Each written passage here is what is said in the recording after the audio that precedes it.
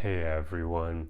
One of you recently asked me in a comment how I deal with loneliness, and I thought that my answer to this question would be far more helpful to make in video format so that more people will see it, because I understand that loneliness is something that can be incredibly difficult to deal with and something that can be more common the more that you work on yourself. And what I more so mean there is the more that you work on yourself, it can make it more difficult for you to connect with other people because you'll find very few people also work on themselves. So sure, you'll be able to connect with others on like that superficial level, probably a bit better than before, because by working on yourself, you should develop better social skills and whatnot. So you'll be able to better engage with other people. But you may not find it super fulfilling, because you may find that for those people who don't work on themselves, you're just engaging in small talk, like that superficial level of connection.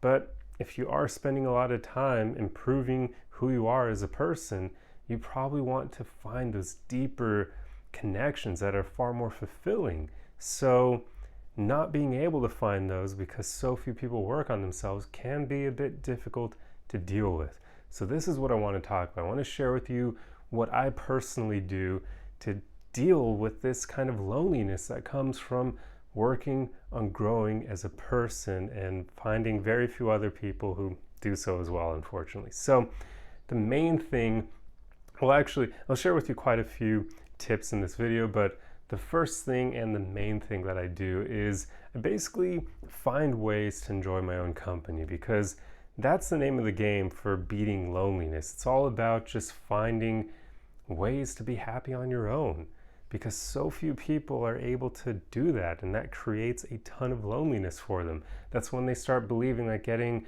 a girlfriend or a boyfriend or having a ton of friends will make them happier, which isn't quite true, because you need to find happiness on your own first and foremost. So this is what I mean when I talk about finding things that I enjoy doing by myself. It's finding that happiness on my own. And that can be anything, right? Like, my list is personal to me. I imagine yours will be different, so maybe I can share some of the things that I do, but I don't know how helpful it'll be for you, because we may not be into the same things. But I personally enjoy playing video games, for instance. It's one of my favorite things to do. It's also my favorite method for getting rid of stress from jobs that I don't care working and that sort of thing.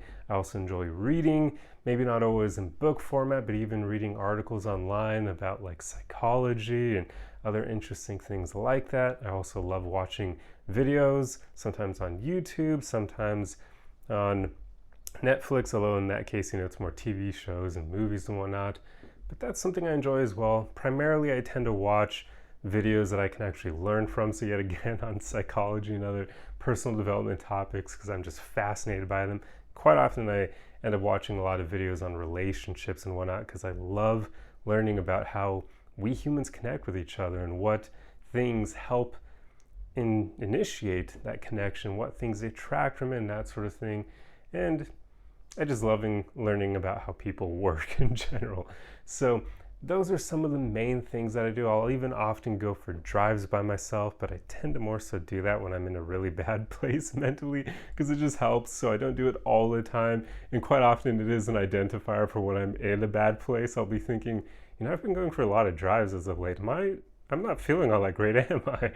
So usually when I'm in a better place, I don't do that quite as much.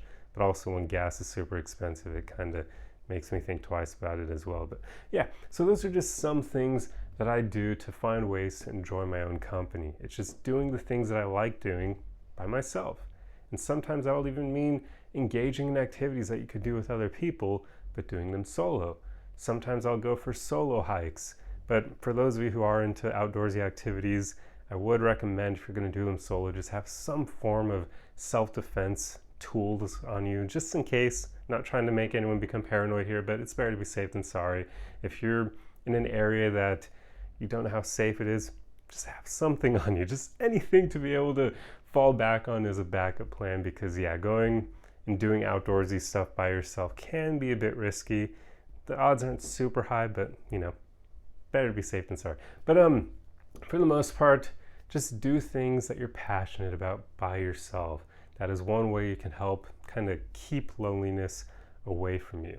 Now, another thing that I like doing, and it kind of ties in here is I like basically kind of treating myself the way I would a friend, like even a best friend. Like I'll often find ways to make myself laugh, like in the mirror and whatnot.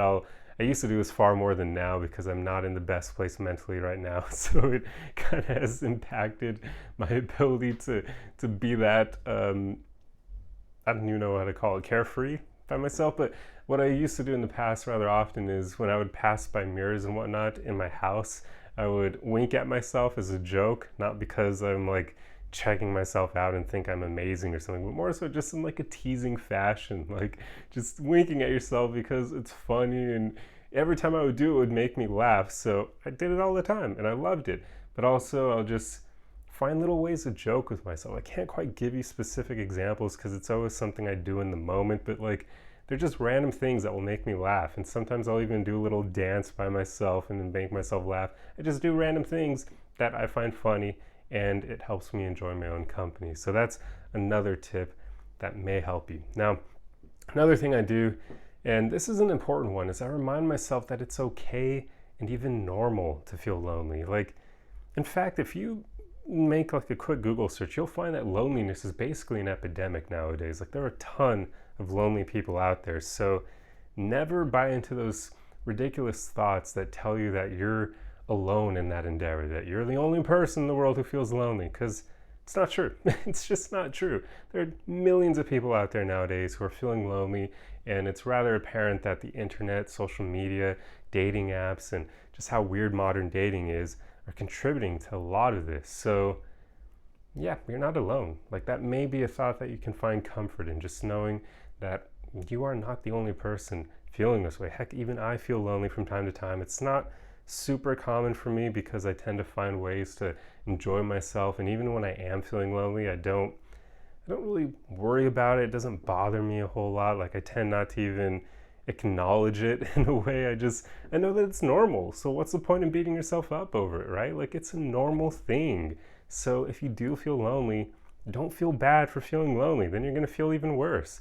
Just remind yourself, this is normal. This is okay. Everyone feels this way. You see, here's the thing. We as human beings are social creatures. We crave connection with others. So naturally, when we're going for long periods in our life where we're not getting that deeper connection, we feel it. We feel lonely because of it.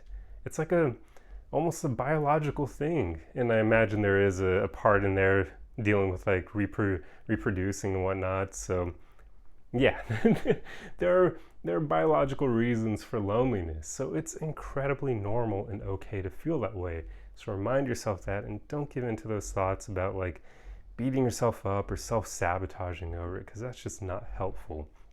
And one last thing I want to share with you. This is a thought I had years ago, and I never really heard it spoken about before. I even like searched for it, but I guess people have never really talked about this. But I believe that craving connection is not the same thing as loneliness. So if you are craving connection, that may not necessarily mean you're lonely, because as I said earlier in the video, I don't feel lonely very often at all, but I do tend to crave connection, maybe not super often, but definitely more so than I feel lonely. But I separate the two, because to me, craving connection goes back to what I said earlier. It's a very human thing. It's something everybody wants. But you can crave connection and not be lonely, meaning you can want to have someone to share moments with, especially like if you're watching a sunset. I used to actually do that. I'd drive down to the ocean and get out of my car and just sit on like this little wall near the ocean on the Esplanade here in Los Angeles in Redondo Beach, and I would just watch the sunset by myself. And there would be times where I'd be doing that and I'd be enjoying it by myself, but I'd still be thinking, it would be like a cherry on an already delicious cake if there was a beautiful woman with me to share this moment with. Now, notice I wasn't lonely there because I was happy by myself. I was content in the moment to just take in the beautiful sunset. But I still knew that having a woman with me who I deeply connected with would make that moment even more special. So to me, I separate the two, because you can crave connection while not being lonely. Like you can enjoy your own company, you can be happy on your own and still wish you had someone with you that you deeply connected with. That doesn't seem like the same thing as loneliness, in my opinion, because loneliness implies you're not enjoying your own company. You're not happy on your own. You're not having a good time by yourself. So, do you see what I mean here? So, yeah, that's another thing that may be helpful for you to kind of separate the two and realize that craving connection and loneliness may not quite be the same thing. They're somewhat different because you can definitely be happy on your own, so then you're not lonely, but you're still craving that deep connection with someone. Many of us want that kind of deep relationship where you're with someone who truly understands you, and basically it's like you and them tackling the world together. You're able to share beautiful moments together, like I said, looking at a sunset or something. Like, I've had conversations with some women who worked on themselves, where we were literally discussing, like, I don't even know what you would call it, almost like maybe philosophy, or even there were times where I discussed like metaphysics with women, where we were talking about the fabric of reality, and we were watching a sunset together, and I'd be like, it's so crazy how this is all here, that everything exists, and we know like everything around us is mostly empty space on the molecular level, and yet we don't perceive it as such, and it's just trippy. We were having like that deep of a conversation talking about reality itself, and it was awesome. Like, I miss that kind of thing. That's what I want. I want a woman who I can have those deep conversations with, and also just deeply connect with her as well. Get to know every fabric of her being just as interested in learning about me as well. That level of reciprocation, so it's not all one-sided. Yeah, like, many people crave that kind of connection, and it's normal. Like, I know nowadays you have all these stupid terms online that people throw around, like, for all the men out there who crave this kind of relationship, I'm sure you'll have all these idiots on like the stupid or the radical side of like the red pill movement or black pill or whatever, and they'll label you like a beta or blue pilled or a simp for even wanting this kind of a deep relationship. But they probably want it too. They're just hiding it, right? This is a very normal human thing. So don't let other people out there try to tell you that this is something that you shouldn't feel or something that makes you weak, because that's BS, and they're just overcompensating for their own insecurities and lack of self-confidence and lack of mental strength. So yeah, I'm tired of, I want to actually make a video on all these stupid labels that people throw around, but I may wait until I start editing these before I do that, just to make it a bit better, because I know the comment section will be a bit chaotic there. But anyway, I'm getting off topic here. So that is pretty much everything I planned on touching on in this video. So hopefully these tips were helpful. I mean, these are the things that help me, and yeah, so I hope you enjoyed the video. If you like content like this, be sure to subscribe for more. If you enjoyed the video, feel free to leave a like on it, especially knowing the fact that people who don't like the videos for whatever reason, they're far more likely to downvote it than people who do like the videos. So your upvotes definitely help me with these algorithms and just to counter the downvotes, since yeah, the people who have that opinion are way more likely than the good people to interact and engage with the content, which kind of sucks, but it is what it is. So anyway, I hope you enjoyed the video, and I'll see you guys in the next one. Arrivederci!